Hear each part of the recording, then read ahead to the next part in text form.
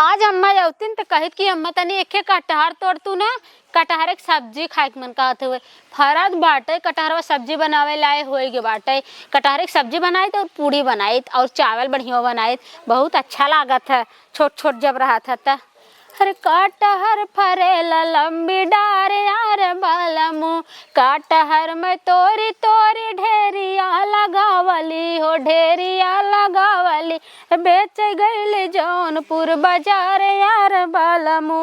ए छोटका ए का दीदी हाइला हसुआ चला गेहूं काटे। कैसन दीदी गेहूं काटे हो? कैसन गेहूं ना कटबू? अरे हम कहे जाई गेहूं काटे? के काटी? अरे गेहूं काटे तू जा तू जा।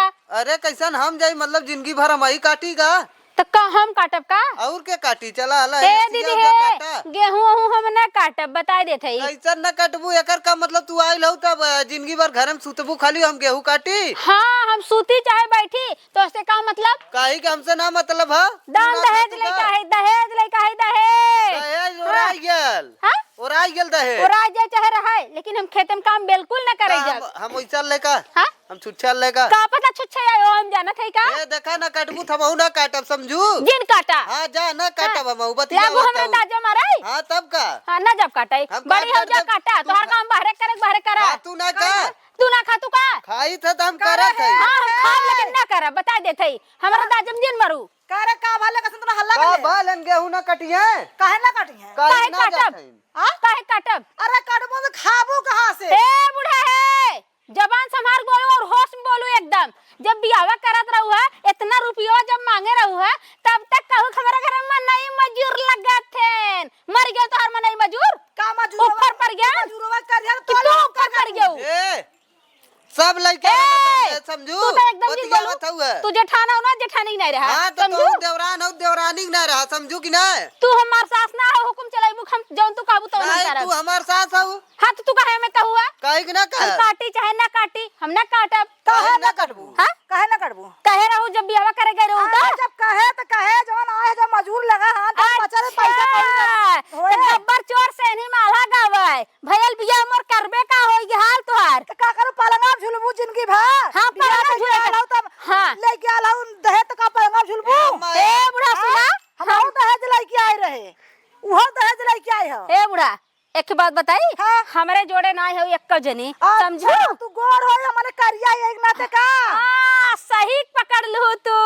अरे गेहूं काटब ना करौले बानी अम्मा फेसियल गेहूं काटब ना करौले बानी अम्मा फेसियल मैं फेसियल कराई हूं जी। हां तू फेशियल कर ले फेशियल कराए है ए यहां गोहो पैसा लागत पैसा फेसियल करावे में फ्री में ना होते तो अर्थ बड़वा देख के कह दई है। हां तो फेशियल होवे के जे दिन असर रहते दिन ऐसे देखा फिर वैसे हो ओकरे बाद कौवा कराए हो जाबू कह दे हम ना जात ना जा कहां न जाबू ए अम्मा एक बात सुन ले ए ना जाई ना ए अपन हथिये पकड़ा ला हम का करो तोहरे की पकड़ा है सुना अब हमहू काटे है जेठानी जी तोहरे की नहीं ना हमार भतार निकम्मा ना है रोकड़ा कमात रोकड़ा निकम्मा हो चाहे कुछ हो तो अपने बदे हो कि दूसरे बदे हो। हे बूढ़ा तू तो एकदम जिन बोलो दहेजुई पतो है हम कुछ होगा समझू तू सबका हाथ उठावत हमार हाथ तू कैसे पकड़ू तू हमले तू काहे पकड़ू ही बतावा हम तो हाथ पकड़े है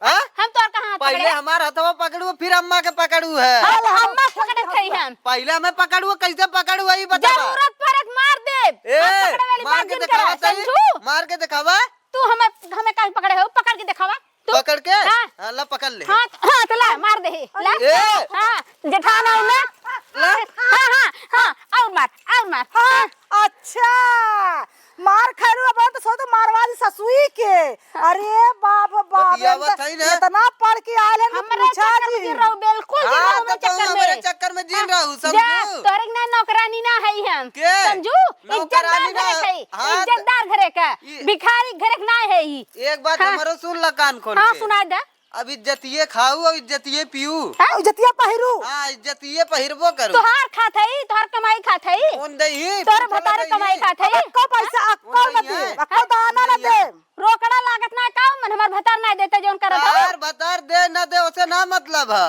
तार भतार गेहूं देथो का ए अम्मा का चाहत है ना तू का चाहत हो? अरे कहा चाहत का यार गेहूं चला मिल के काट ला दादा रोज बदरी बुन्नी होता अरे तू तो जतनी दोगली बाटू पतो है ना तो पतो हो नहीं रहो। अरे पतो थोड़ी है, डाइन हो डाइन।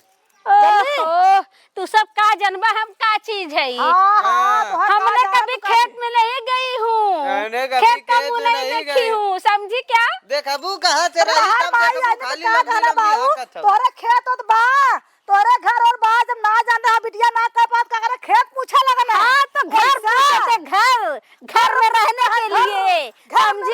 घर खाएगी घर। सासू अम्मा सुना कि रही नैहर में हम महारानिया न करे कटनिया गईली ना। नैहरे में रहबू महारानी, ससुरे में ना रहबू। ससुरा महारानी है हो, ससुरे में करबू त सास आउ ना सास की ना रहा नहीं अब्बा एक्को करम छोड़म ना, ई गारी देम ना करेजम तोरा ठंडा का जाए। गरिया देखा था का करबे हर जाइया का करबे हैं का करबे कुकुरिया? अरे साफ है छछुन्नर है कुकुर है तय डाइन है चंडोल है तय हमार सास ना है तय दुश्मन है, दुश्मन तय एकरी ओर से रात है का दुश्मन है रे? एक कुकुरिया कोरी से कुकुरिया हमें देख के जरते रहा। जब से हम आए ना सोचा था कि हमारी देवरानिया इतनी सुंदर कहाँ से मिल गई। अपने बात जैसे छछुन्नर जरथिन जरबू जैसे जर जाबू, ऐसे जर के राख हो जाबू, कोयला हो जाबू। कोयला तय हो जाबी। हमें कैसे कह दू कोयला हो जाबे?